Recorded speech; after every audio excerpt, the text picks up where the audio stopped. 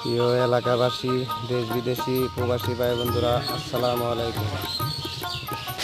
দেখেন, Yamaha RX 100 সিসির আগের মডেলের হুন্ডা বাঙ্গুরিতে কিনে আনছি। আইনা ওরে ভাঙাচুরা করতেছি। কত লাট খোলা যায়, কত লাট খোলা যায় না, খুব কষ্ট। দেখেন,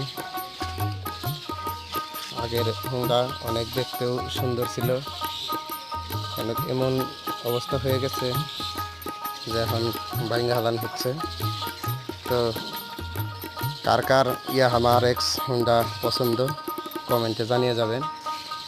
দেখেন, এই যে বাঙ্গুরি এখন আমার দোকানে এসেছে বাঙ্গুরি হিসেবে ইয়াহামা RX।